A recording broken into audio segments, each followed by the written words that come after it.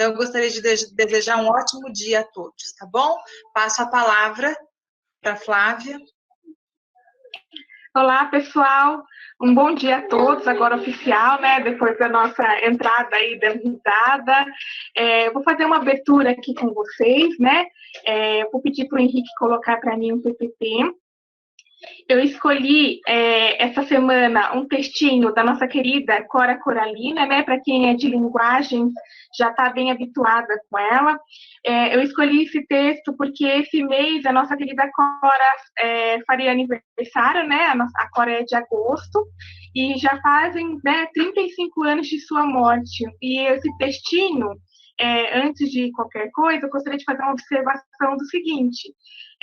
Já fazem 35 anos da morte da Cora, então algumas coisinhas do poema, né, a gente vai mudar para o nosso dia de hoje. Então vamos lá, o texto é da Cora Coralina, como eu já falei para vocês, chama-se Exaltação de Aninha, o Professor.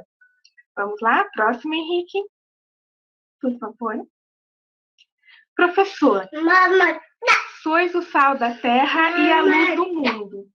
Sem vós, tudo seria baço e a terra escura. Professor, faze de tua cadeira a cátedra de um mestre. Se souberes elevar teu magistério, ele te elevará à magnificência.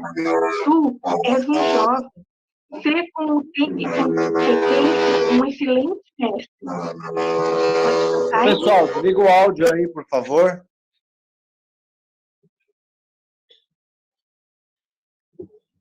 Pode passar, Henrique, por favor.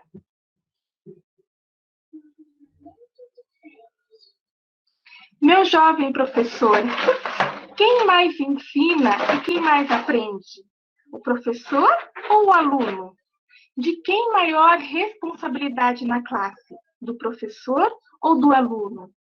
Professor, seu mestre, há uma diferença sutil entre este e aquele. Este leciona e vai preste a outros afazeres. Aquele mestreia e ajuda seus discípulos. O professor tem uma tabela a que se apega. O mestre exerce a qualquer tabela e é sempre um mestre. Pode passar, Henrique. Feliz é o professor que aprende ensinando. A criatura humana pode ter qualidades e faculdades. Podemos aperfeiçoar as duas. A mais importante faculdade de quem ensina é sua ascendência sobre a classe. A ascendência é uma irradiação magnética, dominadora, que se impõe sem palavras ou gestos, sem criar atritos, ordem e aproveitamento. Pode passar, Henrique? É uma força sensível que semeia, que emana da personalidade e a faz querida e respeitada, aceita. Pode ser consciente, pode ser desenvolvida na escola, no lar, no trabalho e na sociedade. Um poder condutor sobre o auditório, filhos, dependentes, alunos. É tranquilo e atuante. É um alto comando obscuro e sempre presente. É a marca dos líderes. A estrada da vida é uma reta marcada de encruzilhadas. Caminhos certos e errados, encontros e desencontros do começo ao fim. Feliz aquele que transfere o que sabe e aprende o que ensina. O melhor professor nem sempre é o de mais saber. É sim aquele que, modesto, tem a faculdade de transmitir e manter o respeito e a disciplina da classe. Pessoal, pode passar, Henrique? Esse é um poema da Cora Coralina, né? Ela nasceu em 1889 e faleceu em 1985. Mas olha como ele é respeitoso e atual, né? Aqui, com as palavras dela, eu deixo para vocês os meus parabéns. Professores que aprenderam muito, muito, muito nesses 5 meses de pandemia. Foram verdadeiros guerreiros que estão na sua sala de aula diante de todas as dificuldades e as diversidades. Vocês estão conseguindo manter alunos ativos por 5 meses dentro de uma pandemia, só olhando pelos rostinhos deles pelo celular ou pelo computador, tá? E muitos deles vocês nem estão vendo, estão recebendo exercícios que são enviados pela escola, tá? Assim, a todos vocês, o meu respeito, tá? Aqui do grupo do Núcleo Pedagógico, da Diretoria de Ensino e da Cris, né? E meu carinho por vocês e meu respeito, tá? A minha admiração. É com esse carinho agora que eu passo a palavra para novos saberes, né? A Gabriela e o André vão trazer para vocês novas metodologias que estão aparecendo. E vocês, com maestria, estão aprendendo a cada dia mais, tá? Então, eu deixo a vocês o meu parabéns e meu carinho. Obrigada a todos. Passo a palavra. Bom dia a todos. Eu quero agradecer a oportunidade de estar aqui de novo, né, trabalhando com vocês. E o papel da diretoria de ensino do núcleo pedagógico é exatamente esse, né, de trazer novas formas de ensinar, né, novos estudos que estão surgindo na área da educação, né? Então, o nosso papel é sempre esse, de estar trazendo novas ideias, e cabem a vocês aceitarem ou não, mas a gente sempre procura estar trazendo essas ideias que estejam sempre alinhadas também ao nosso currículo. Agora a gente tem o currículo paulista, que é homologado do ensino fundamental, nós temos aí o novo currículo do ensino médio, e a gente tenta alinhar esses novos conhecimentos de forma a aprimorar cada vez mais a prática dos docentes da diretoria de ensino. A metodologia ativa é uma nova forma de ensinar, né? Porque as mídias digitais, elas trouxeram uma nova organização social, de laços sociais, né? E uma nova demanda de um novo sujeito, né? Um sujeito que precisa ser mais trabalhado de forma a ele atender não só as demandas da sociedade, mas também do mercado de trabalho. E todas as instituições, a educação formal em si, seja ela em qual modalidade, elas estão em busca de novas alternativas de forma a dar sentido, significado, relevância, né, a esses novos, né, nessas novas formas de conviver, para que a gente possa ajudar os nossos alunos, ajudar melhor, potencializar cada vez mais, né, para que os nossos alunos consigam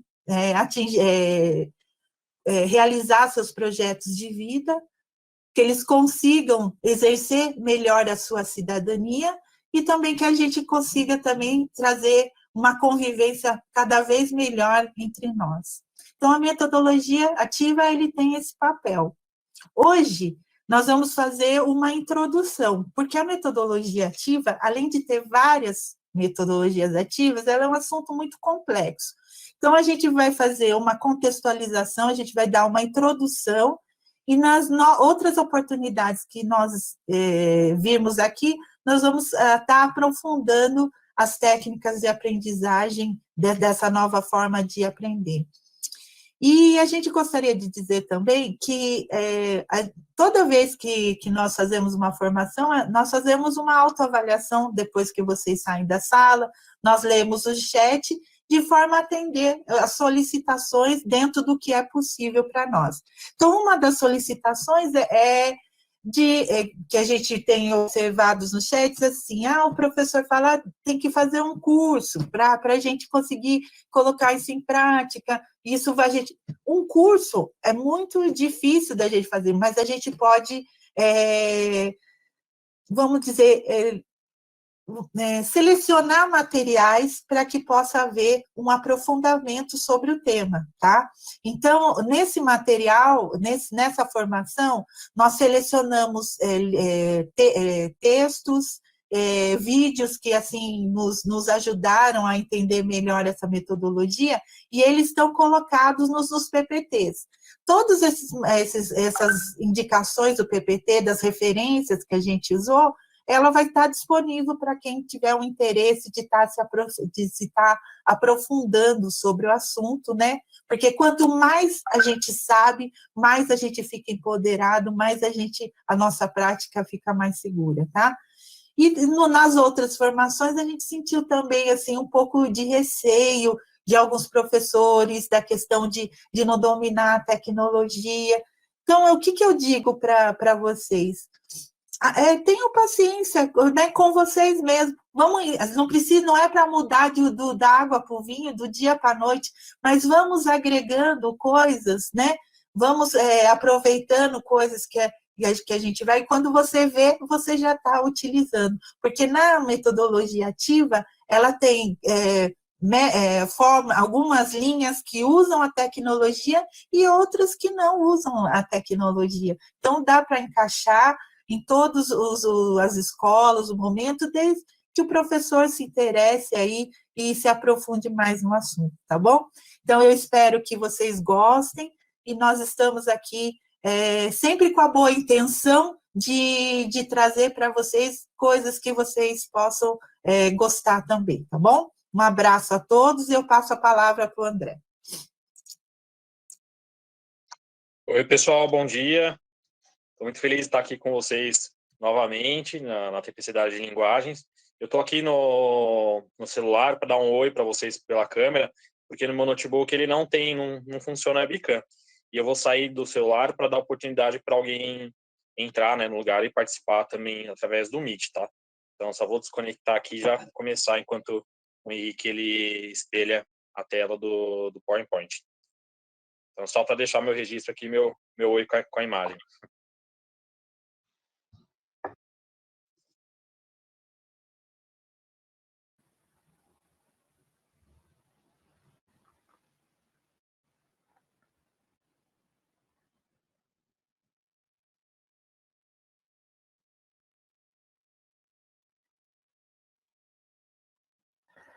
Então, pessoal, como a Gabriela já introduziu o tema, né, nós vamos fazer uma introdução às metodologias ativas.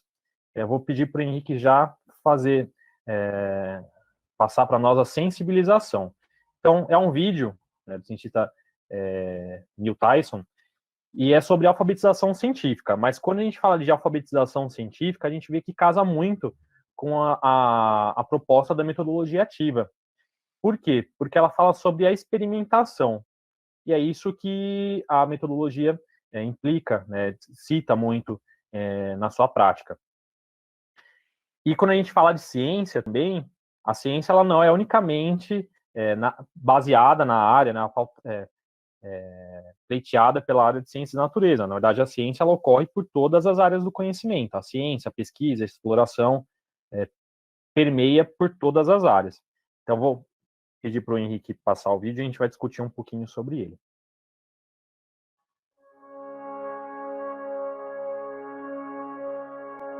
When I think of science, I think of a truly human activity. Something fundamental to our DNA. Something that drives curiosity. When you're a kid, you're born a scientist. What does a scientist do? We look up and say, I wonder what that is. Let me go find out. Let me poke it. Let me turn it around. This is what kids do. Kids that can barely walk, what are they doing? They're turning over rocks. They're plucking petals off of roses. They're exploring their environment through experimentation. That's what we do as human beings. So what do? We prevent that. We prevent these depths of curiosity from revealing themselves, even within our own residences. You know, we spend a year teaching our kids to walk and talk, and the rest of their lives tell them to shut up and sit down. What kind of environment is that? The goal here is not to make everybody a scientist. That's not the goal. What a boring world that would be.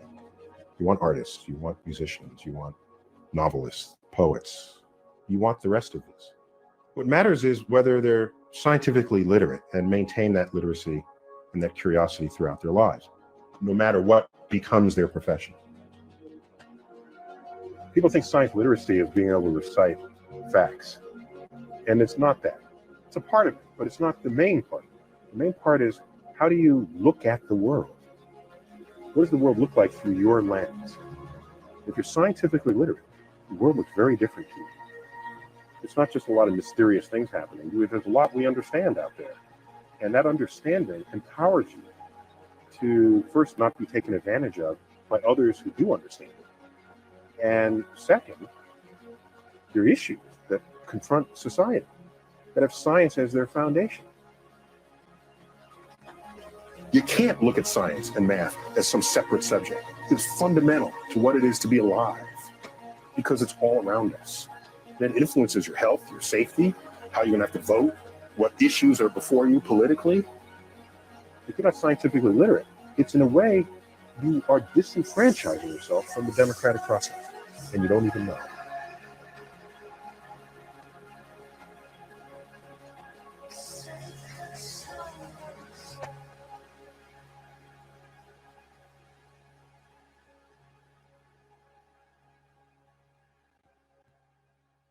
Pessoal, e o que vocês acharam do vídeo? O que vocês acham dessa... Qual a mensagem que vocês perceberam no vídeo?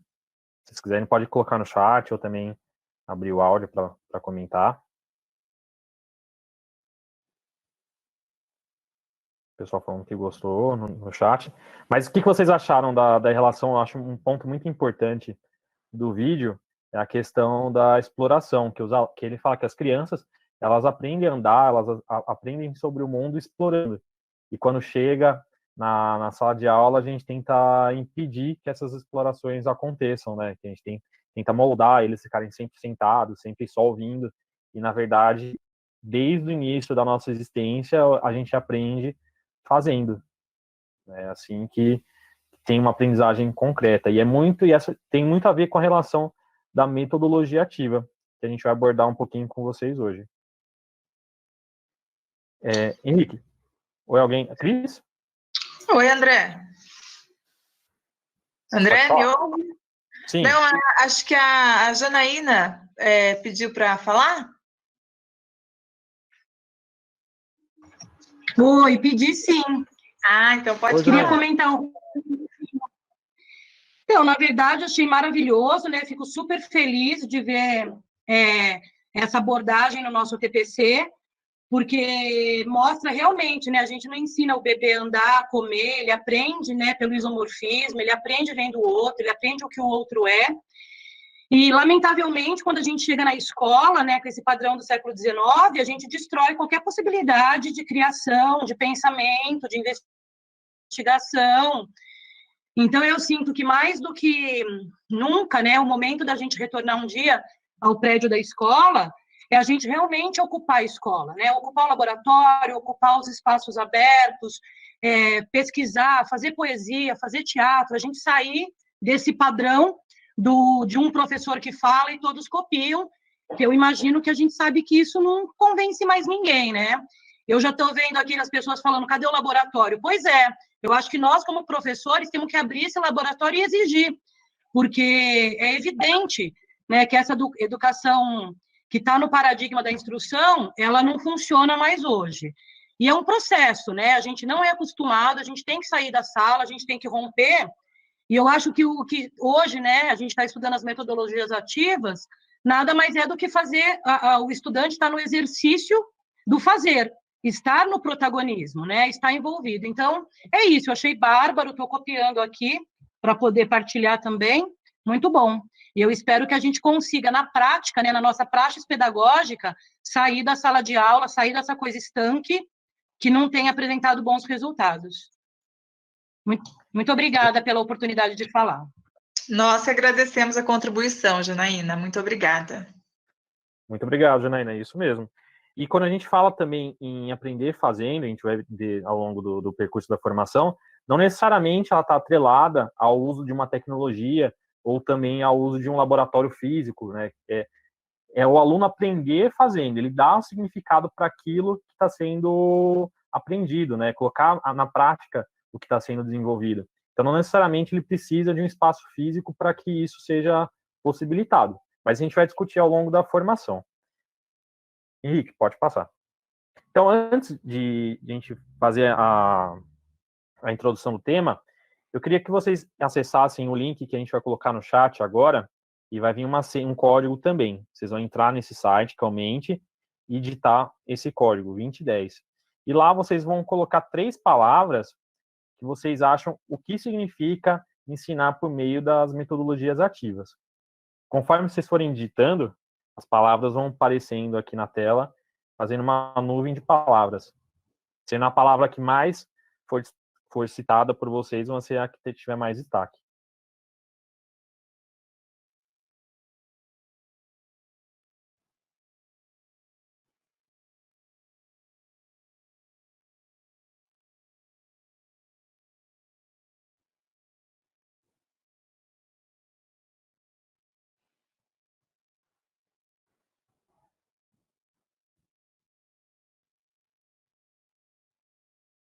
Então, autonomia, desafio, protagonismo, renovação.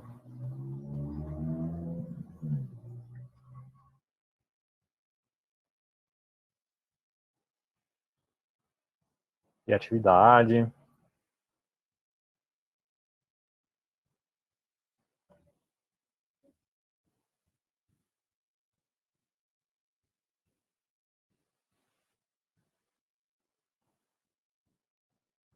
Algumas pessoas estão colocando também no chat aqui autonomia, criticidade, aprendizagem, ser pensante.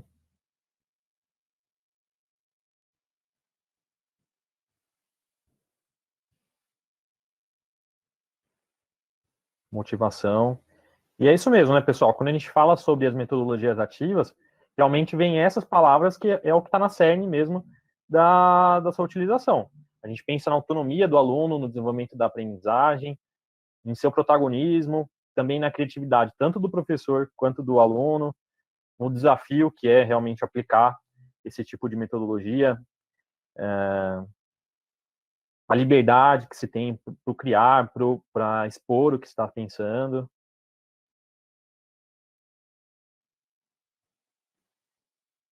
É isso mesmo. Cris, quer comentar alguma coisa? Flávia, Gabi, algum professor? A empatia é muito importante. Uhum. André, estou vendo aqui no chat, né, subindo muitas palavras bacanas, né, criatividade, desafio, empatia, é isso aí mesmo, né, André, é uma nova metodologia e a gente vai acabar aprendendo como a gente, né, aprendeu a usar a tecnologia, né, essa nova veio só para agregar, né, para gente. Coragem, autonomia, desafio, está aparecendo tudo aqui no chat para gente. O aluno fazer parte da própria aprendizagem. Isso mesmo, Flávia. Pessoal, então vocês vão ver que ao longo da formação de hoje, tudo que vocês citaram aqui faz parte. Realmente vocês sabem o que é, em sua cerne, a metodologia ativa. Mas a gente vai bater um papo. Oi, Gabi. E guarda essa nuvem de palavras aí. Nossa, muito bom, né? Linguagens é linguagens, né? Olha quantas palavras, muito bacana essa nuvem. Fica salvo.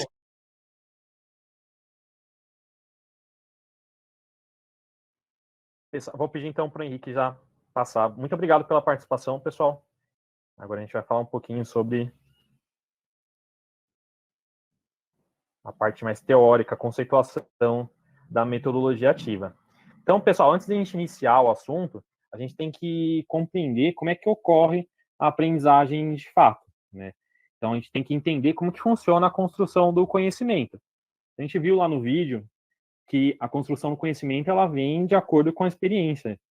Desde o nosso nascimento até a nossa morte, a gente está aprendendo e essa aprendizagem ela vem de acordo com as nossas vivências.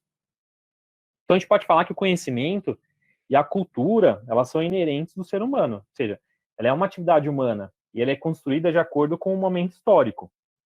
Então, todo conhecimento, ele é sempre atrelado a um momento da história. E assim como o conhecimento científico também, né? Ela não é algo estático. O conhecimento é algo dinâmico. Então, conforme novas pesquisas vão sendo descobertas, né, novos aspectos sociais, novas tecnologias, essa construção de conhecer, de aprender, de conhecimento também é modificada. Então, Portanto, é importante a gente compreender que a sociedade, o conhecimento e o aprendizado, eles são dinâmicos, e eles se alteram de tempos em tempos. Então, é importante, né, a gente refletir em qual momento dessa história que nós somos educados também. Porque a educação brasileira ela passou por diversas etapas, né? A gente tem a educação tradicional, a educação tecnicista, o mais recente foi o construtivismo, e também a mescla de tudo isso. Ela não é fixa em um padrão. A maneira que a gente foi educado na nossa época também está fixada na nossa mente. Lembra que a gente aprendeu sobre mindset, que quando nós aprendemos um padrão, ele fica fixado em nossa mente. E às vezes esse padrão ele é um pouco difícil de ser desconfigurado, né? Então isso demanda bastante autoconhecimento e também persistência para modificar. Por que a gente precisa modificar em alguns aspectos? Porque a sociedade ela é dinâmica, né? Ela, como o conhecimento, como todos os aspectos sociais, as pesquisas, as tecnologias, ela está em constante movimento. Então, assim, nós também temos que estar. É fácil? Não é fácil. É difícil, demanda tempo, demanda dedicação, estudo, prática, mas ela é necessária. Pode passar, Henrique. E como que está o que norteia a educação nesse momento no Brasil, né, e também aqui no nosso estado?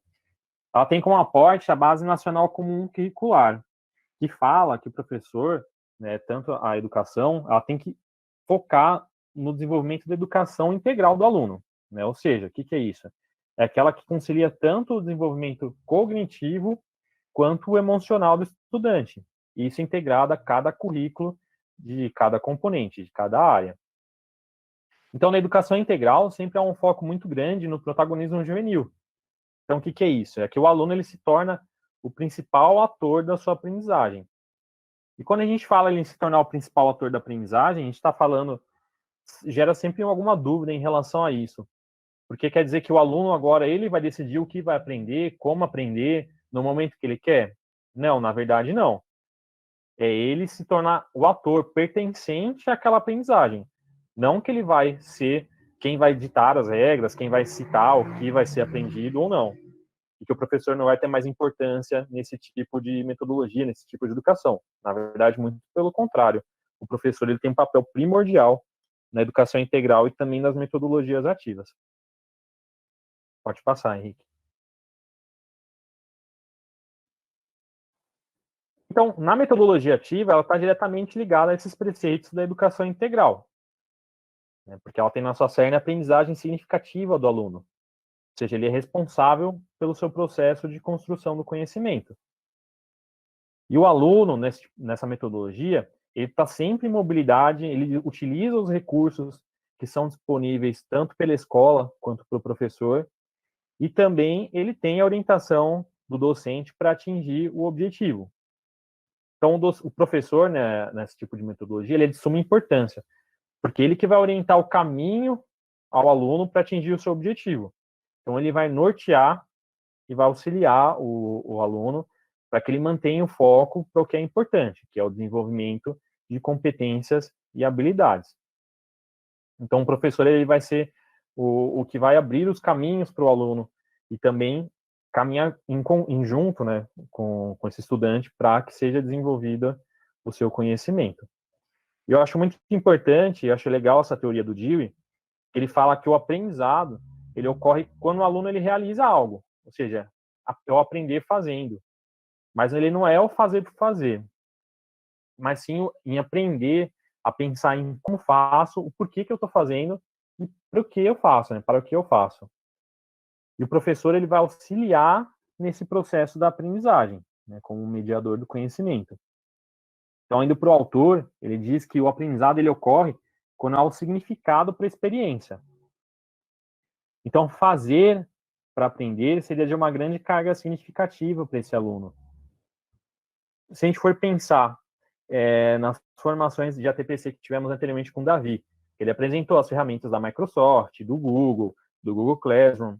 Se a gente ficar só na teoria de escutar o que ele estava apresentando, realmente não teria um grande significado, e a gente eu não aprenderia, de fato, a utilizar todas aquelas ferramentas, aqueles recursos. De que modo que vocês aprenderam?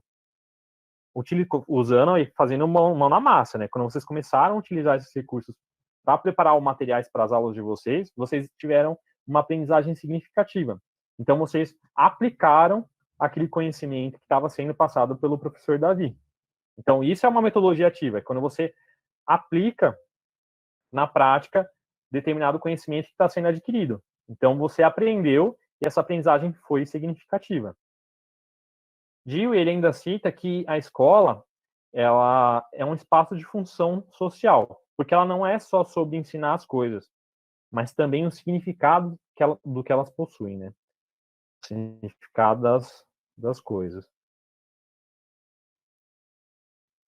Pode passar, Henrique. Então, sobre a aprendizagem ativa, né? A gente já falou um pouquinho sobre o que é a metodologia ativa, agora a gente vai ver como que se dá a aprendizagem ativa. Então, a aprendizagem ativa ela é a relação entre o planejamento do professor e a experiência e o evento, né? A experiência concreta ali que se dá em sala de aula. Então, a aprendizagem ativa ela ocorre de forma gradual. A gente sabe que o conhecimento ele é uma construção cumulativa dos saberes, né, por meio da participação das atividades. A gente sabe que quando o aluno chega na sala de aula, muitas vezes, até mesmo quando a gente se forma, a gente tem a ideia que o aluno ele não sabe nada sobre aquela habilidade, aquele conteúdo que a gente vai desenvolver em sala de aula, como se ele fosse uma tela em branco, né, e a gente vai aplicar todo o nosso conhecimento, ele vai aprender de acordo com as nossas perspectivas. Mas não é assim, porque o aluno ele já vem com uma carga, uma vivência, né, através das suas crenças, da vivência que ele tem em família, em sociedade, da sua cultura, e ele já vem com um saber. Então, na verdade, o conhecimento ele é uma construção cumulativa. Então, aquilo que o professor possibilita para ele, está sendo objeto de conhecimento, de estudo, ele já tem um determinado conhecimento. E o professor, na verdade, ele vai mediar, moldar esse conhecimento para que seja aplicado de acordo com as teorias, né? Então, o conhecimento ele é construído na aprendizagem ativa, ele é aplicado e depois revisto, caso o docente veja que o objetivo final não foi alcançado. Então, para isso, na aprendizagem ativa, ela tem algumas características de como ela se dá. Pode passar, Henrique. Então, são 4. Né? A gente tem a aprendizagem colaborativa, a do fácil ao avançado, a mediação do professor e também a aprendizagem individual. Então, quando a gente fala de aprendizagem colaborativa, a gente sabe que isso se dá a todo momento em sala de aula. Né? A gente tem 30 alunos ali, em qual momento a gente não se deparou de alguns alunos não entenderem o que a gente estava explicando, talvez porque a gente utilizou um termo muito técnico que ele não conseguiu compreender, e um aluno que conseguiu, né, que tem essa facilidade de compreender o que está sendo passado, auxiliou alguns outros alunos na construção desse conhecimento. E aí, sim, de fato, esse aluno conseguiu aprender. Então, a aprendizagem colaborativa ela é a troca entre os pares, como facilitador da aprendizagem. Então, através da socialização de ideias e compartilhamento de estratégias, são estímulos para os alunos refletirem sobre as diferentes ideias, até mesmo porque cada um já tem uma carga de conhecimento, e essa troca entre os pares, ela se torna tanto uma facilitadora da aprendizagem, também como uma enriquecedora desse contexto também, porque cada um tem uma visão diferente de determinado assunto. Então, quando a gente fala do fácil ao avançado, então, como a construção do conhecimento ela é cumulativa, a gente tem que ir do fato que a construção de tarefas e atividades, elas têm que ir do simples para o mais complexo. E elas vão gradualmente exigir mais da capacidade cognitiva do aluno e também dos aprendizados adquiridos. Né? Então, porque como ela é uma construção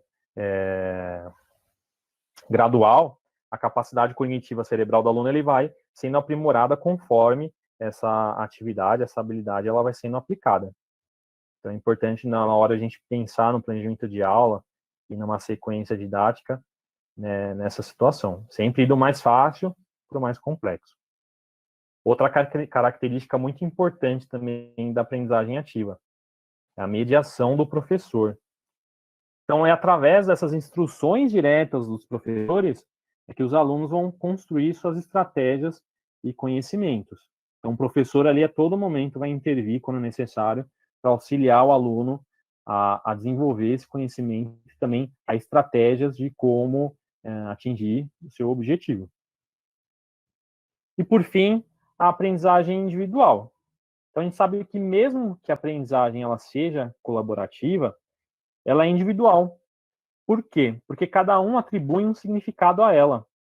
Então, eu aprendo de uma forma, a Gabriela aprende de outra, a Cristiane aprende de outra, e apesar de vocês também, cada um, estão dando uma carga significativa para o que está sendo dito. Por que isso acontece? Porque cada um tem a sua vivência, a sua carga, o conhecimento específico, as suas experiências, e conforme isso ocorre, né, cada um atribui um significado à aprendizagem. Então, a aprendizagem sempre é individual.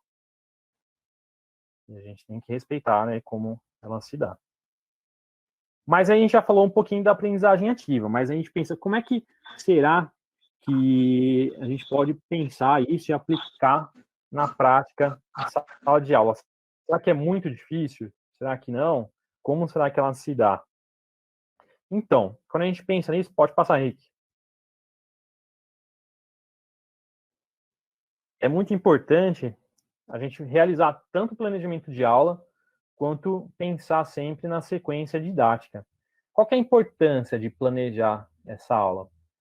Porque quando a gente fala de metodologia ativa, para sua concretização, o docente ele tem que estar a par do que está sendo desenvolvido com o aluno. Por quê?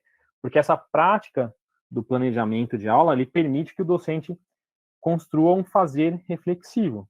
E o que é isso? Né? O que é um fazer reflexivo?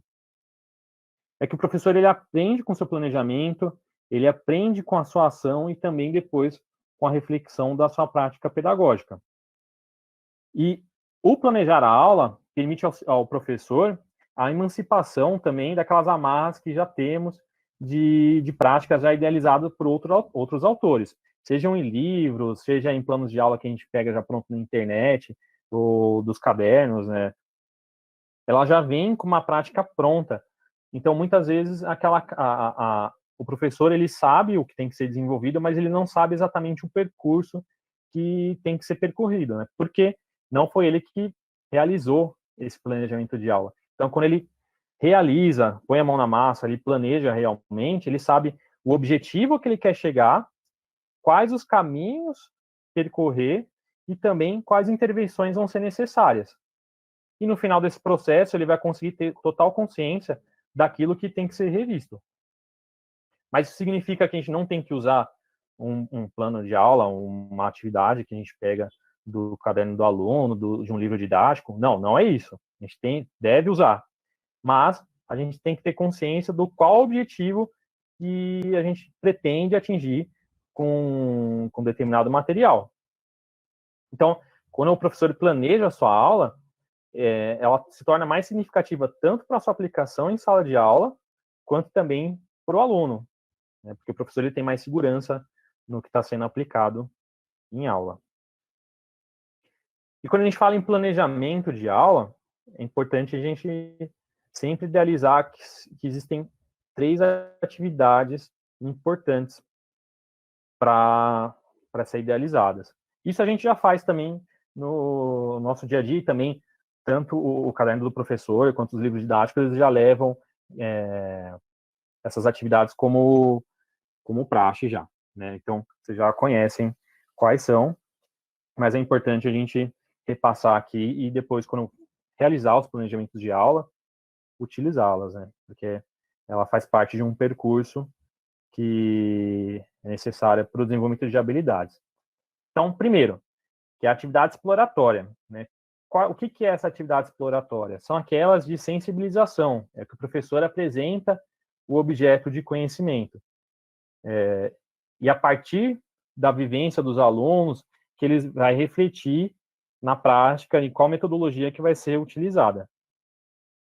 é também nessa parte que o aluno ele vai levantar hipóteses daquilo que está sendo desenvolvido. Então, questões norteadoras são muito importantes também para que o aluno aguce ali a curiosidade do aluno e ele comece a levantar essas hipóteses e as problemáticas de acordo com a sua vivência. E também, nesse momento, é importante práticas ativas do aluno, né, que através do manuseio, ou também se a gente for pensar em um jogo, através de uma partida de um jogo, ele começa a levantar hipóteses por que isso acontece. Depois disso, depois de levantada essa hipótese, a gente vai para a atividade sistemática. Então, aí essa parte é da parte da conceituação das teorias e também dos seus aprofundamentos. Então, é a fase em que ocorre a sistematização dos conhecimentos. Então, o aluno ele começa a estabelecer as relações com outras aprendizagens e habilidades já adquiridas, e ele é capaz de sistematizar e organizar isso em um novo conhecimento. Então, ele começa a atribuir significado ao que está sendo aprendido. E qual que é o papel do professor nesse momento? É consolidar, né, essas conceituações teóricas e também mediar na construção do conhecimento. E, por fim, a gente fala também sobre a atividade avaliativa, que, na verdade, a gente sabe que a avaliação ela não tem o mesmo significado que era antigamente, que era aquela atividade formal no final do bimestre, que atribuía uma nota ao aluno e era essa nota que a gente ia atribuir no nosso diário de classe, enfim, né, ia ser o fechamento da média dele. Na verdade, quando a gente fala em avaliação, ela ocorre em todo o processo. E ela é individual também, porque o aluno ele chega com um determinado conhecimento e o importante é avaliar o percurso que o aluno conseguiu percorrer ao longo desse processo e se ele conseguiu desenvolver a habilidade, o objeto, atingir o objetivo proposto pelo professor. Então, ele ocorre em todo o processo de exploração e também da sistematização do conhecimento, né, que o aluno vai conseguir mobilizar o conhecimento adquirido gradualmente. Então, ele atribui um significado à aprendizagem. E essa que é o objetivo do professor, né? Mais do que atribuir notas, valores, é se o aluno ele conseguiu desenvolver, né, conseguiu atingir o objetivo que foi proposto pelo professor na atividade. Pessoal, então, teoricamente, rapidamente, a conceituação da metodologia é essa, né, porque a gente tem que entender o contexto histórico de como que nós somos educados, o momento atual, que a gente fala muito sobre educação integral, falar um pouquinho sobre a aprendizagem ativa, também como que ela pode ser planejada pelo professor. E agora eu vou passar a palavra, se vocês quiserem comentar alguma coisa, fiquem à vontade, tá? Eu vi que tem algumas perguntas no chat, aí a Cris, se quiser compartilhar também conosco, mas aí eu passo a palavra para Gabriel dar continuidade na formação. Obrigado, pessoal. Então, pessoal, como o André bem colocou, né, o conhecimento ele sempre está atrelado ao momento histórico que a gente vive, né?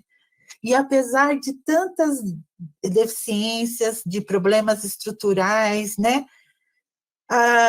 todos, seja o particular ou o público, está acontecendo uma busca de alternativas para atender essas novas demandas sociais que a gente está tendo, né?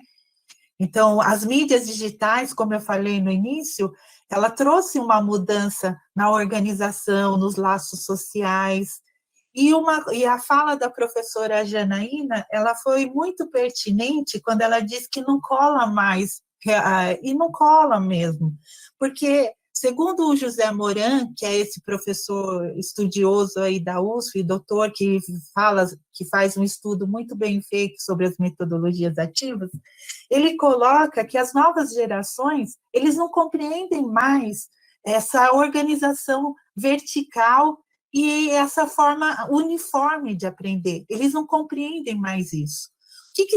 O que mudou diante dessas novas organizações? O que é uma ordem vertical? Um tempo atrás, eu fui dessa época também, o que é uma organização de ordem vertical?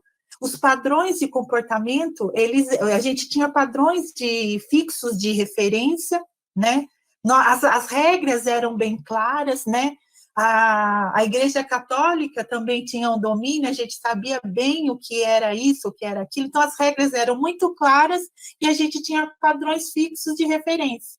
Por exemplo, na família, o pai, na empresa, o chefe, no país, o presidente, na sala de aula, o professor, né? Hoje, ela se horizontou. A gente não tem mais esses padrões de referências fixas. Nós temos agora várias referências que influenciam nossos alunos. E essa organização de ordem vertical criou também o quê? Uma coisa a mais, que é a multiplicidade de opções. Hoje nós temos muitas possibilidades de escolha. Coisas que um tempo atrás nós não tínhamos. Por exemplo, no meu caso, a minha avó era professora, meu tio professor, minhas tias professor. O que a Gabriela ia fazer?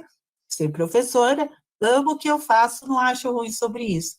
Mas hoje existe uma multiplicidade de escolhas. Então, como diz o George Forbes, que foi esse que colocou, né, mais claramente essas modificações, ele diz o seguinte: num tempo atrás da verticalidade, você, por exemplo, podia ter um carro, compra de um carro. Você tinha duas opções, ou você comprava o carro, ou você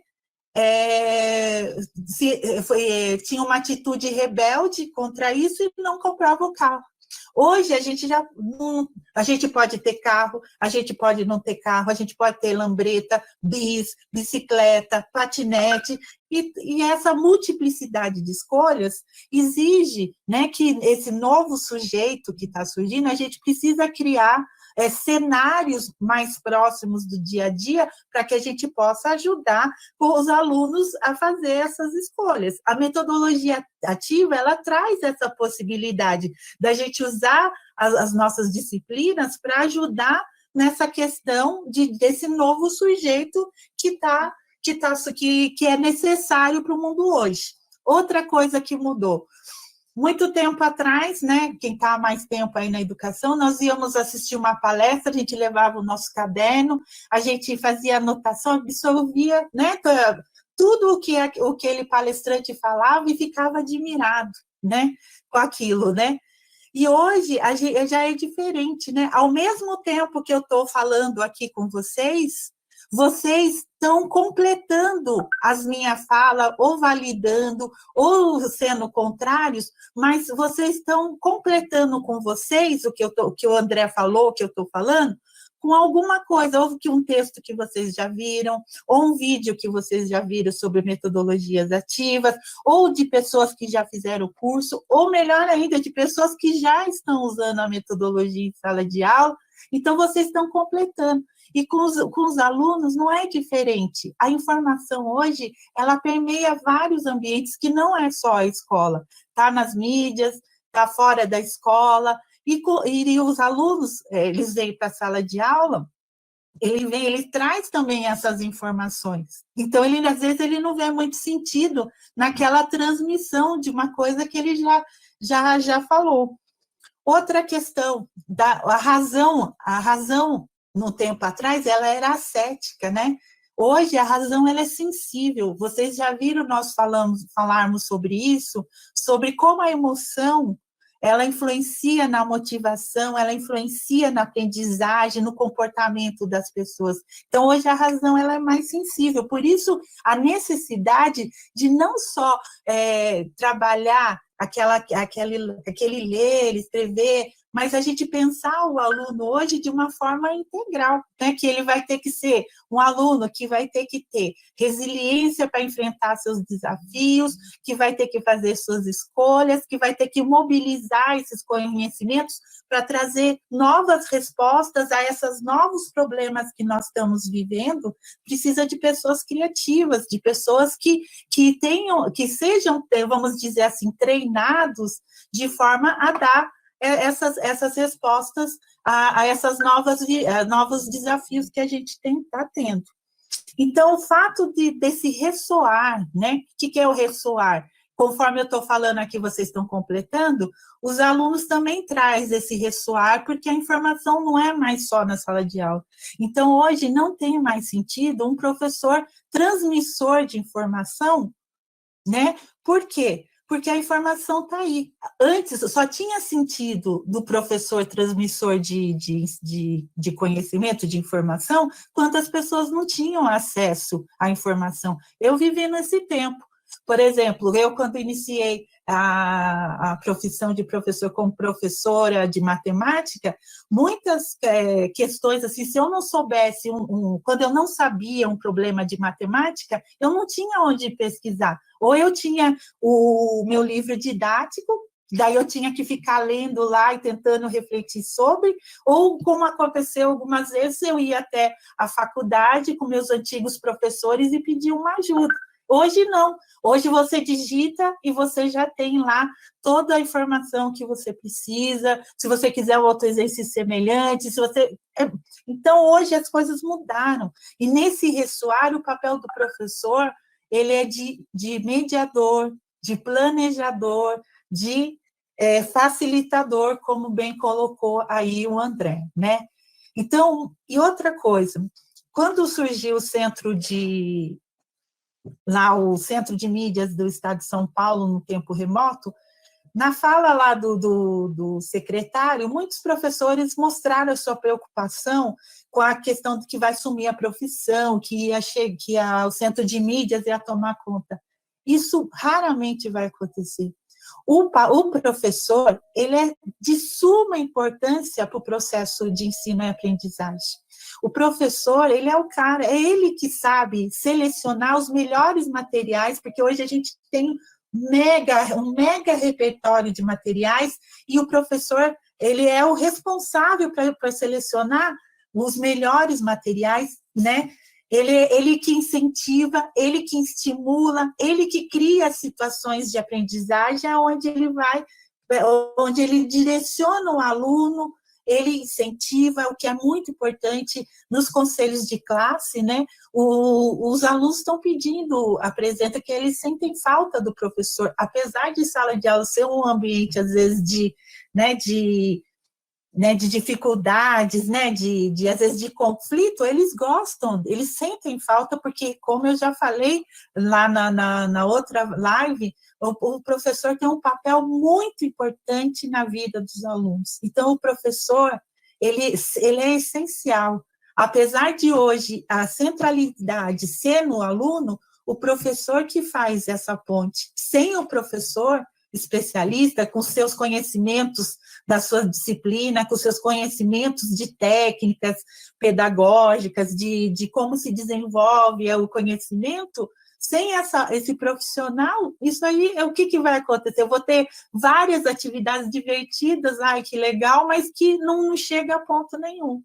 Então, o professor, ele tem um papel muito importante, um papel difícil, desafiante, porque a gente está vivendo essa transição, não é complicado, mas, assim, a gente tem que ter consciência de que a nossa ação é importante para que a gente tenha uma vida melhor, porque, como eu já falei, com os alunos mais saudáveis, realizando seus projetos, a gente vai ter uma sociedade melhor. A gente não tem as condições, mas com um aluno com um olhar mais crítico, com um olhar nesses cenários cotidianos, ele pode apontar melhores soluções, se mobilizarem mais para que os direitos sejam garantidos.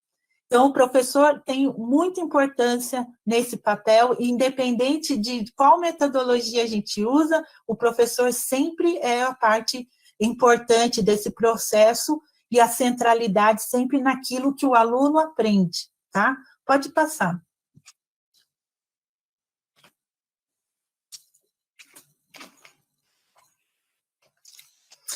Bom, para uma metodologia ativa ela funcionar, né, ela ser efetiva, né, a gente usa esse modo de planejar, né, que esse modo de planejar é de um educador. Por quê? Nós temos que estar bem atrelado três pontos importantes: as competências, o conteúdo e a avaliação. Gabriela, Oi. deixa eu interromper só um minutinho, que eu gostaria de falar uma coisa muito importante. Você tocou no assunto do centro de mídias. Eu não sei, tá, se é o mesmo problema de todos os professores, mas houve o seguinte: o centro de mídias, em todas as aulas, eles reforçam que os alunos devem entregar as atividades no retorno às aulas. Então, os alunos que acompanham o centro de mídias estão falhando com as nossas atividades.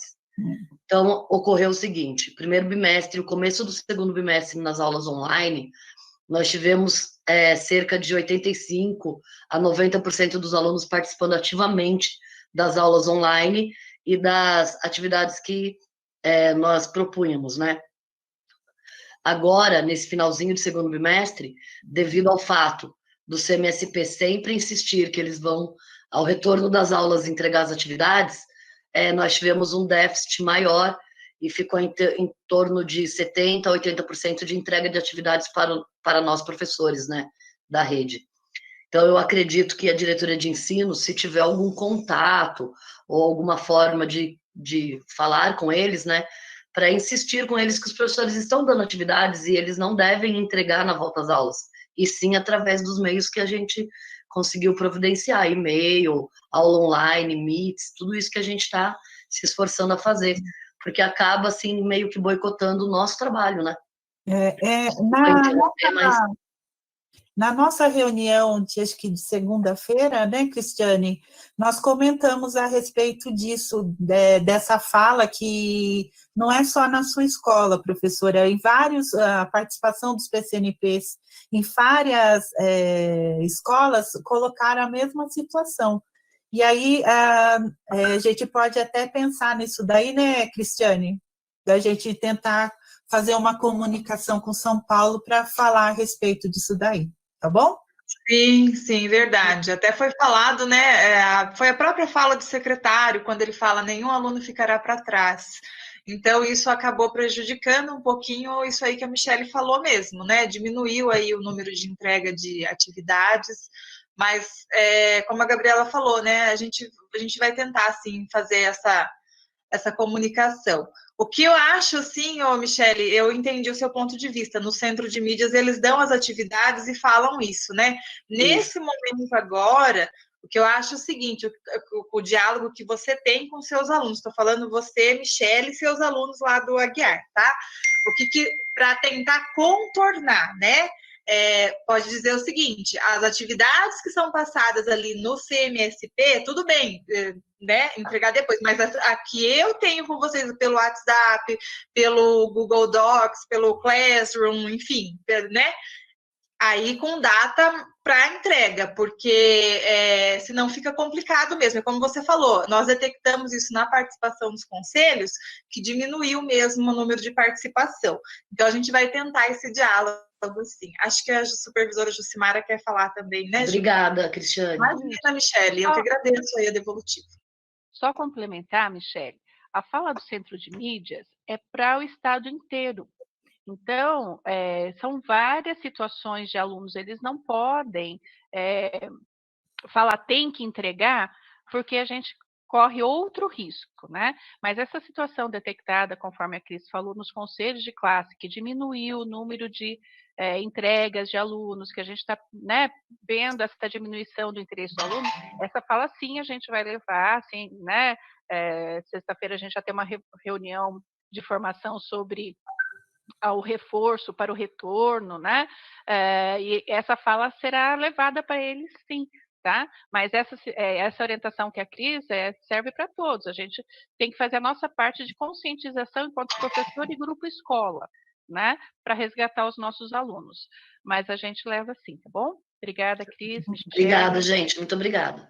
Imagina. Só para complementar, fica também a questão do aluno conflitante também, pelo seguinte, né? Eu tenho meus professores que falam uma coisa, aí lá no centro de mídias falam outra coisa. E tem a família, que acho que é um papel muito importante, né? A família tem que estar aí apoiando vocês, professores aí que estão no dia a dia, né? Mas, infelizmente, a gente não tem esse envolvimento de 100%. Mas, como a Jucimara falou, nós vamos levar sim, viu, Michelle? Sexta-feira nós teremos uma reunião com eles, tá bom? Obrigada. Só para depois, antes que eu esqueça, já que a Michele falou aí, né, ela já tinha colocado, não sei se é a mesma Michele, ela tinha colocado que no YouTube tem várias, né, cursos, cursos sobre metodologias ativas e tecnologias também. E o EFAP, né, que é a Escola de Formação de Professores, ele aumentou no tempo para fazer inscrição num curso muito interessante que se chama Tecnologias na Prática. É um curso de 30 horas e o primeiro módulo do curso fala exatamente uma parte do que a gente vai falar aqui hoje, que é da sala de aula invertida e do ensino híbrido, tá bom? Então, quem tiver interesse aí, quiser fazer, é muito interessante. Bom, então, o que a gente tem que, para a metodologia ativa ela ser efetiva, esses 3 pontos, a competência, o conteúdo e a avaliação, eles têm que estar bem alinhados, né? A competência, o que eu tenho que pensar? Como que eu vou, que atividades, ou como que conteúdos que vão me ajudar a fazer, a me preocupar, né? Como que eu vou me preocupar com que o aluno é capaz de realizar com aqueles conhecimentos que eu adquiri? Então, competência, o que é? Ele saber, ele ser capaz de fazer usando os conhecimentos que ele adquiriu. Então, hoje, o currículo paulista, ele é embasado numa abordagem por competências. Então, lá, as disciplinas têm as suas competências. O André colocou também as competências da Base Nacional Curricular, né? Que o currículo paulista, ele reiterou, ele encaixou isso no seu documento oficial, que é esse currículo, né? E temos lá as competências. Então, a primeira coisa que tem que estar claro para mim é qual o meu objetivo, onde que eu quero chegar. Eu quero desenvolver uma habilidade onde o aluno seja capaz de realizar alguma coisa com o conteúdo que ele desenvolveu. Conteúdo. Né? Eu vou pensar quais os conteúdos que vão me ajudar a desenvolver essas habilidades aí, né? Como que eu vou, que conteúdo que vai me ajudar a desenvolver essas competências? E a avaliação, eu tenho que pensar, e como que eu vou observar, que evidências de aprendizagem eu vou ter, de forma a entender que os alunos estão desenvolvendo essas competências se está atingindo esses objetivos que eu coloquei. Então, o objetivo tem que estar muito claro, junto e atrelado, amarrado com o conteúdo e avaliação. Porque daí, a partir disso, eu vou pensar nas estratégias de aprendizagem. Qual será a melhor estratégia técnica de aprendizagem que eu vou usar? Porque eu tenho que pensar que na metodologia ativa, eu tenho que ter uma ação do aluno, né? Que tem que o aluno, ele é ator, né? Ele é ativo nessa aprendizagem. Como que eu vou utilizar? Como que estratégia vai me ajudar a chegar nesse objetivo aí, né? Então, é muito importante que a gente tenha todo esse alinhamento aí construtivos para a gente pensar, porque senão é como eu falei também lá, né? Se a gente não atrelar, porque a metodologia ativa, ela tem o objetivo o quê? De engajar os alunos, de tornar o ensino mais atraente. Agora, se eu penso só no que é atraente, sem atrelar o que é um objetivo, eu vou ter uma aula super legal, mas eu não vou chegar, não vai ter benefício, não vai ter construção de conhecimento nenhum. Então, a gente tem que estar bem atento. E outra coisa, as metodologias ativas, elas têm técnicas de aprendizagem que vão desde as mais simples, e aí a gente tem aí a instrução por pares, tem a outra técnica que é reflete, discute, compartilha, sei, quero aprender, aprendi, rotinas de pensamento e até as mais sofisticadas. Pode passar, Henrique.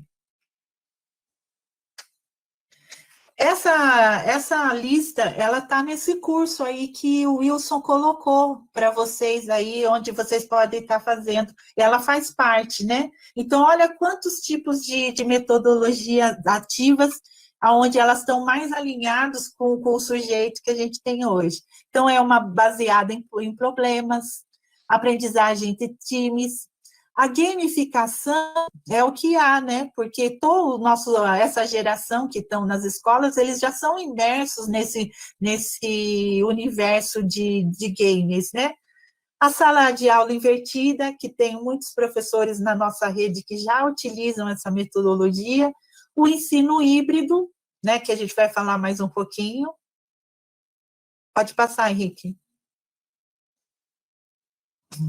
Só beber uma água, pessoal, peraí. Aprendizagem mão na massa, que é o movimento maker, que quero até falar um pouquinho dessa aprendizagem aqui, ela é muito interessante porque ela treina o olhar do aluno no designer das coisas que são construídas e faz ele pensar, e isso é muito interessante porque é nesse treino de olhar, da investigação do que dá certo e o que não dá certo, é o que vai colaborar, por exemplo, numa situação cotidiana. Então, quanto mais a gente aproxima esses cenários cotidianos, mais a gente dá significado, sentido. Eu já falei também a respeito da neurociência, né, que tudo que é linkado com aquilo que eles já sabem, né, potencializa a aprendizagem, isso integra. Porque muitas vezes o que a gente avalia, a gente acha que a gente está avaliando o conhecimento, mas a gente está avaliando a capacidade do aluno de reter, de memorização. E às vezes, quando a gente põe a mesma prova depois de 30 dias, de um mês, a nota dele cai, porque aquilo não integrou com ele. Então, essas atividades, elas colaboram nisso, porque traz motivação, ele traz deixa o cérebro mais tranquilo, porque vai falar de uma coisa que ele já sabe. Então, essa mão na massa é muito interessante. Aprendizagem personalizada, colaborativa orientada, baseadas em projetos, outra também de estudo de casos, né, de você pôr uma situação, problema, onde a gente faz um brainstorm, onde a gente levanta as hipóteses de resolução daquela situação. Então, é muito interessante. Pode passar, hein? Bom, o ensino híbrido, eu só quero ressaltar uma coisa, nem toda metodologia ativa é necessário você linkar com uma tecnologia, certo? Então, tem algumas técnicas de metodologia ativa que, conforme nas outras formações a gente for aprofundando, muitos de vocês vão falar assim, nossa, eu fazia isso, mas não dava um nome de metodologia ativa, né? São algumas técnicas que podem ser usadas. Agora, é lógico, né, que as metodologias que são articuladas com a tecnologia, a gente consegue trazer o mundo para dentro da escola. A gente, vamos dizer assim, a gente quebra as paredes da escola e a gente amplia esse repertório cultural do aluno, que também é uma das competências da BNCC, né? E a gente não tem mais fronteiras, né? E a gente pode até fazer diminuir os espaços, agregar pessoas de outro país, de outro estado, e a gente consegue fazer uma grande rede aí. Articulada com a tecnologia, torna interessante nesse sentido, porque a tecnologia, a web, ela traz muita coisa bacana para a gente ver, para a gente conhecer, e é uma linguagem onde o aluno já está acostumado. Por mais que ele não tenha, muitas vezes, um celular, ele, de alguma forma, na conjunção aí dos pares, eles sempre também sabem mais ou menos o que está sendo falado. É do mundo deles. Bom, o ensino híbrido ele é um programa de educação formal no qual o aluno aprende, pelo menos em parte, por meio do ensino online, com algum elemento de controle do estudante sobre o tempo, o lugar, o modo, o ritmo de estudo, e pelo menos em parte em uma localidade física supervisionada, supervisionada fora de sua residência. Pode passar, Henrique. A abordagem híbrida é uma forma de ensinar e aprender sem desprezar o tradicional, né? Ele é um meio de campo ali, né? Leve em conta que não há uma única forma de aprender e, por consequência, não há uma única forma de ensinar. Daí eu vou falar mais a respeito disso no decorrer. Vai, Henrique. Então, ela se apoia em 3 ideias, como toda metodologia ativa se apoia nas mesmas, né, ideias. Do ensino colaborativo, né, onde aqui o aluno aprende junto com seus pares, na personalização, que tem um momento que ele tem a sua aprendizagem individual, e na autonomia, que ele faz parte desse, ele é o protagonista desse processo, né? Segundo a literatura da metodologia híbrida, né, um bom modelo pedagógico é quando ele consegue mesclar, vamos dizer assim, equilibrar o ensino colaborativo com o ensino personal individual, né? Porque a gente aprende em grupo e a gente aprende sozinho também. Pode passar. Então, ó, segundo a literatura também, o híbrido é uma coisa que não está só na escola, mas ela está em outros momentos, por exemplo, em outras situações da nossa vida. Por exemplo, uma que ele cita no livro, que eu deixei aí de referência para vocês, que a gente já está vivendo um momento híbrido. E o híbrido, para não ter uma disruptura total, a gente está indo com calma. Então, por exemplo, só que na literatura diz o seguinte, a gente está num caminho para disruptura total, segundo a linha de pensamento desse livro do ensino híbrido. Então, por exemplo, a gente tem hoje, a gente tem um cartão e a gente tem um aplicativo do banco. Então, a gente pode resolver tantas coisas no aplicativo como a gente pode ir nas agências.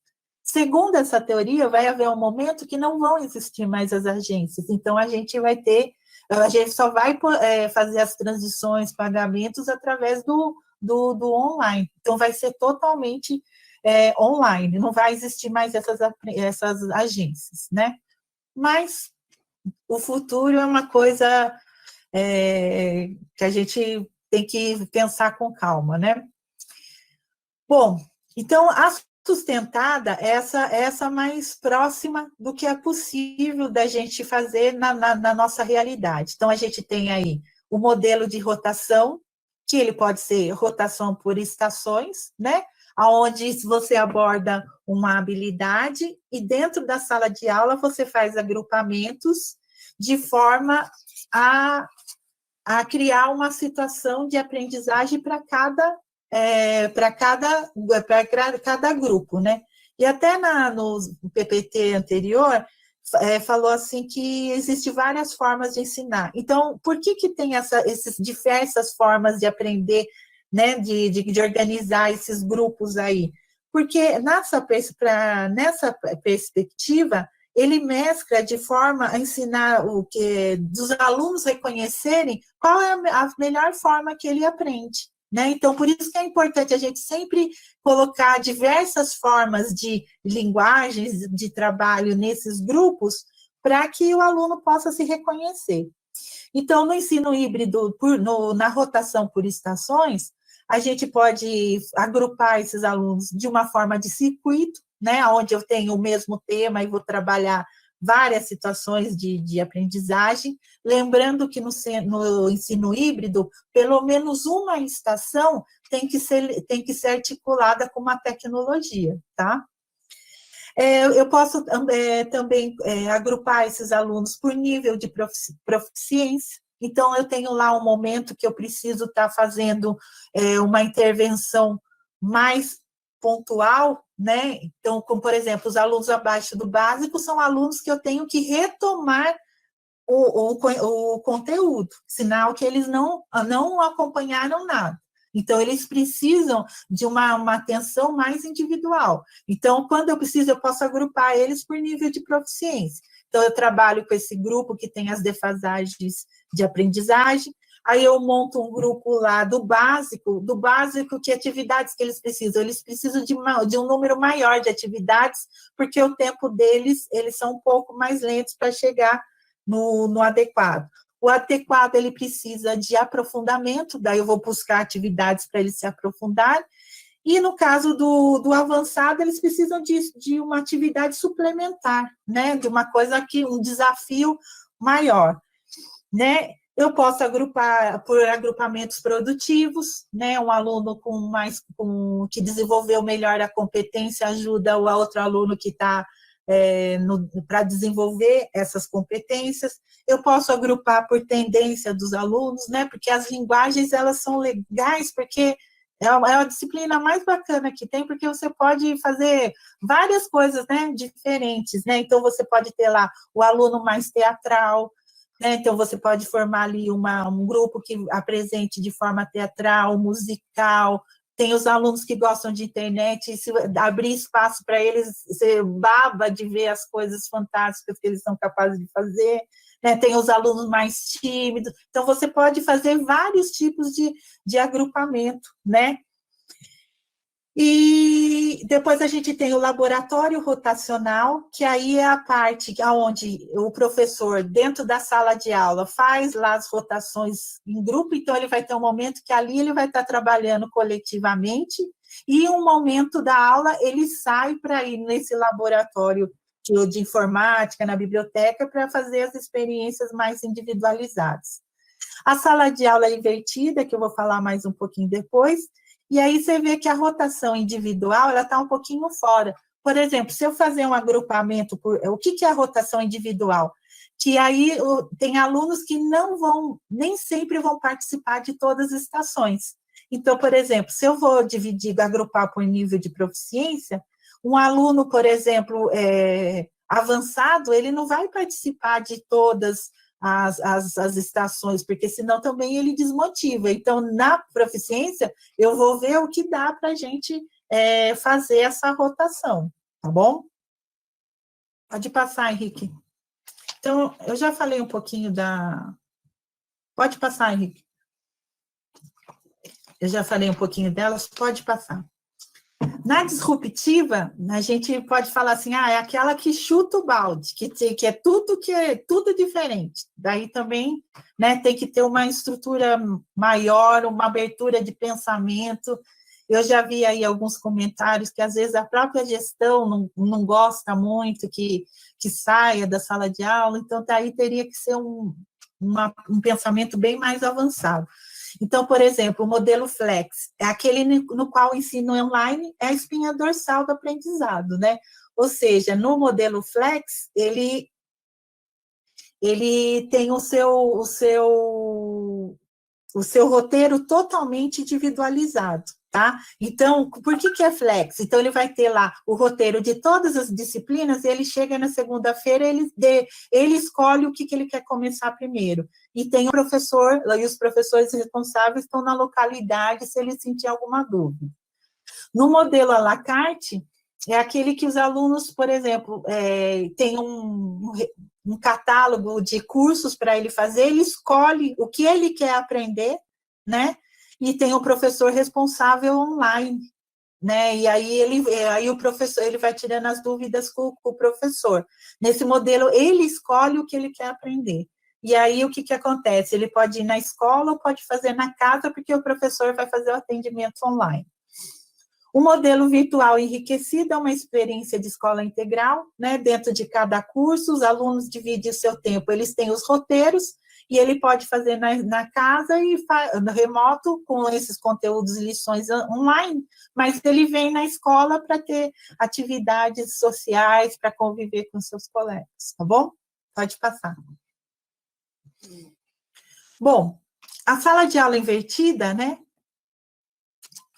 Muitos professores da nossa rede aqui de Bragança Paulista já utilizam esse tipo de metodologia. Qual é a diferença? A diferença é que o aluno, ele estuda o material antecipadamente e vem para a escola para desenvolver projetos, discussões, trabalhos, exercícios com a intervenção do professor. Porque segundo a linha de raciocínio, né, dessas literaturas, diz que o momento onde mais o aluno precisa da intervenção do professor é o momento que ele está realizando as atividades. E muitas vezes ele está em casa e ele perde esse momento de fazer a ponte. Então, na aula tradicional, o que acontece? A gente faz a explanação do conteúdo e o aluno vai desenvolver as atividades, vai consolidar, sistematizar, como colocou o André, em outro ambiente. E na aula expositiva é o contrário. Então, eu posso dar para ele eu posso gravar um vídeo, eu posso selecionar uma videoaula, eu posso mandar um texto, um capítulo do livro didático, de forma que ele estude, né? E quando ele volta já preparado, eu tenho lá as técnicas que a gente vai aprimorar depois, mas ali depois o professor vai desenvolvendo lá as atividades e vai fazendo a intervenção para que se efetive realmente a atividade. Pode passar, Henrique. Então, eu já falei da abordagem, que o aluno estuda antes, né? E depois vem fazer resolução de problemas, projetos, discussões, laboratórios, com o apoio do professor, esqueci, com a colaboração também dos colegas, né? Que a gente também aprende bastante coletivamente. Pode passar. A rotação por estações também comentei com vocês, né? Que as possibilidades de rotação que a gente pode fazer. Tudo também, desde que haja a ação do aluno, existem as adaptações, né? Nada é estanque, né? Porque para a gente, às vezes, precisa, na nossa realidade, fazer, e nada impede que seja feito isso, contanto que a gente seja claro para a gente qual o objetivo e que nessas atividades a gente tem que sempre pensar na ação do aluno para que a gente consiga engajar ele nas atividades. Linkadas também, né?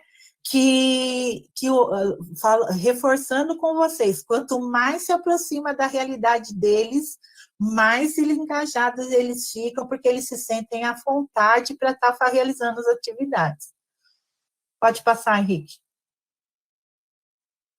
Eu coloquei aí desafio, mas não é bem a palavra no desafio, tá? É uma proposta. Eu gostaria muito de pedir para vocês, para a gente fazer um exercício inicial, para as próximas formações a gente está se aprofundando. Então, o que eu vou pedir para vocês? Diante do que foi conversado aqui, pode passar, Henrique. Eu vou disponibilizar para vocês um plano de aula, que é esse plano de aula aqui para o modelo híbrido, né? E eu gostaria que a gente fizesse, que vocês fizessem um exercício na casa de vocês, de montar um plano de aula híbrido na metodologia de rotação por estações, para vocês terem vamos dizer assim, um contato inicial, para a gente estar indo conversando mais para frente. E vocês vão ver também que o plano de aula híbrido, a metodologia ativa em si, ela é muito reflexiva, né? E isso é interessante, que daí você vai moldando também as suas práticas diante do que você vai observando na aula. Então, eu estou pedindo para vocês fazerem um exercício inicial, né? Não precisa caprichar muito, escrever, mas um contato inicial com esse plano de aula, para a gente poder discutir nas próximas formações que a gente tiver sobre o tema. Pode passar, Henrique. E para colaborar com isso, eu vou compartilhar com vocês um catálogo da internet que está por ordem alfabética, aonde vocês vão encontrar vários materiais. Estão aí, ó, tá as legendas, que são para vocês, né? Só para professor, que são também alguns links aí da internet que servem para os estudantes. E o que vocês vão encontrar nesses portais, nessas plataformas? Acervo, animação, aplicativo, áudios, exercícios, fórum, gráfico, imagens, notícias, livros, jogos, tudo para que vocês possam colocando e utilizando aí na aula de vocês, quando vocês estiverem usando metodologia ativa, tá bom? E pode passar, Henrique? E aí tem para todos, ele não está separado por disciplina, mas aí tem para todas as disciplinas, tá? Até essa BBC Learning English, e é muito interessante, né?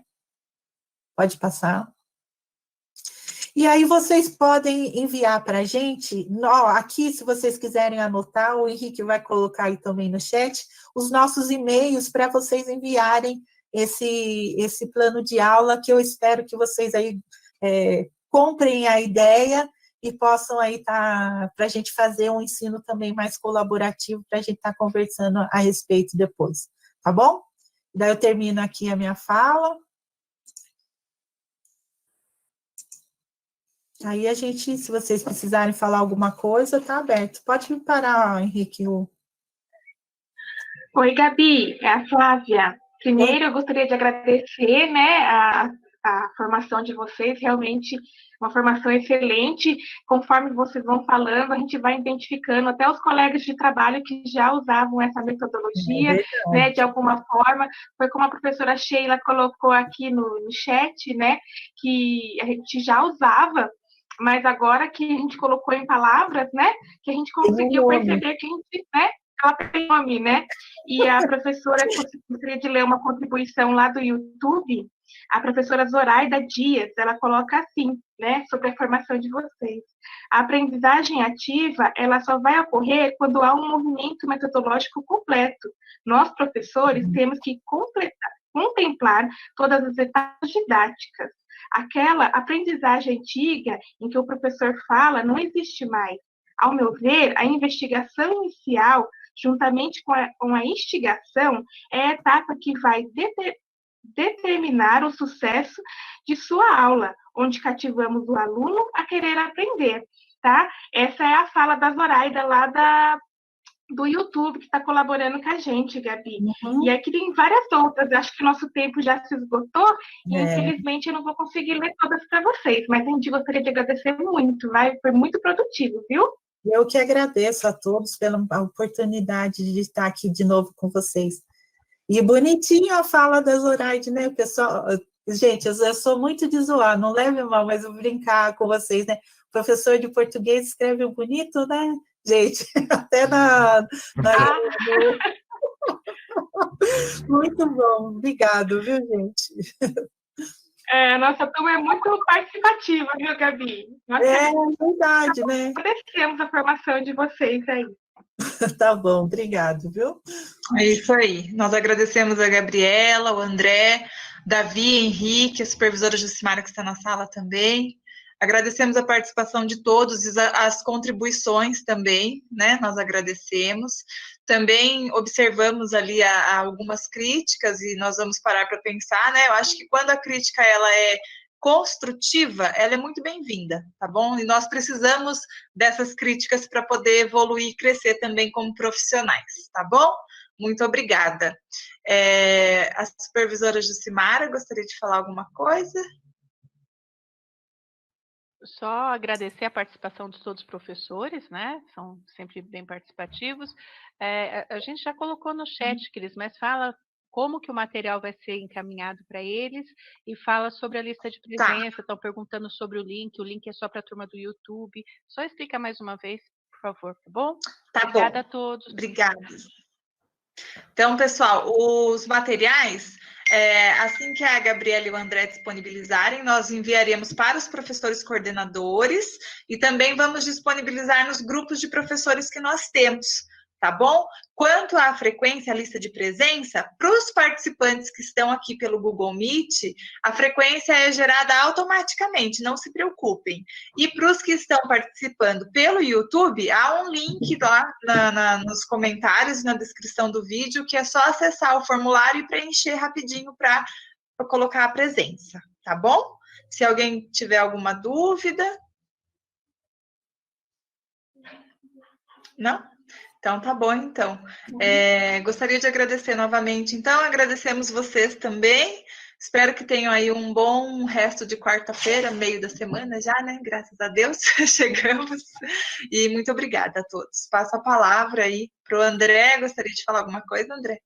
Eu queria só agradecer o pessoal, tô lendo aqui o chat, falando que gostaram da formação. E é bem legal a gente, como a professora tinha citado, sobre a gratificação, como ela acha gratificante o aluno falar como ela dá aula com amor, né, como isso é motivador para ela, para nós também, quando vocês dão dicas de como nós estamos indo, e também quando vocês agradecem a nossa participação, que isso colaborou na prática de vocês, a gente fica bem feliz também. Obrigado, viu, pessoal?